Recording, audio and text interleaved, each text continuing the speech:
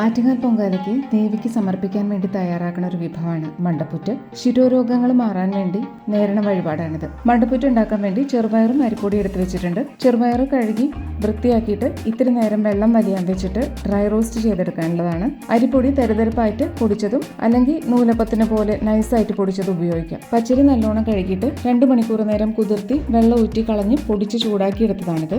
ശർക്കര ഏകദേശം 1 കപ്പ് ഉണ്ട്. ഇത് 1.5 കപ്പ് നാളികേരമുണ്ട്. നാളികേരം വല്ലാണ്ട് ഉണങ്ങിയതാവരുത്. പൊടി നല്ലോണം കുഴഞ്ഞു വരാൻ ഇതിലത്തെ വെള്ളമായം വേണം. അതാണ്. ചെറുപയർ കഴുകി തുണിയിൽ പരത്തി വെച്ച് വെള്ളമായം കളഞ്ഞെടുത്തതാണ്. റോസ്റ്റ് ചെയ്തിട്ട് കളറ് മാറി വരണം. ചെറുപയർ ഇങ്ങനെ തുടർച്ചയായിട്ട് 2-3 മിനിറ്റ് ഇളക്കുമ്പോഴത്തേക്കും റോസ്റ്റായി വരും. നല്ലോണം ചൂടായി നിറം മാറി ഇത് മാറ്റിയിട്ട് പരന്ന പ്ലേറ്റിലേക്ക് ആക്കാം. ചൂടാറിയിട്ട് പൊടിച്ചെടുക്കാം.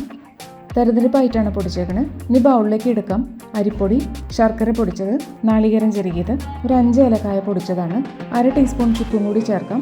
ഏകദേശം 2 ടേബിൾ സ്പൂൺ നെയ്യ് ഒഴിക്കാം. നാളികേരത്തിലത്തെയും ശർക്കരയിലത്തെയും വെള്ളമായം കൊണ്ട് ചെറുപയർ പൊടിയും അരിപ്പൊടിയും കുഴഞ്ഞു വരണം. വേറെ വെള്ളം ചേർക്കാണ്ടാണ് ഇത് ഉണ്ടാക്കുന്നത്. ഇപ്പോൾ കുഴഞ്ഞു വരാൻ തുടങ്ങിയിട്ടുണ്ട്. ഇനി 2-3 മിനിറ്റും കൂടി കുഴയ്ക്കുമ്പോൾ നന്നായിട്ട് കുഴഞ്ഞ് സോഫ്റ്റ് ആവും. ഇപ്പോൾ പാകത്തിനായി ഇനി ഉരുട്ടിയെടുക്കാൻ എളുപ്പമാവും. ഇത്രയും വലുപ്പത്തിൽ ഉരുട്ടിയെടുക്കാം. ചിലർ കണ്ണും മൂക്കും വെക്കാറുണ്ട്.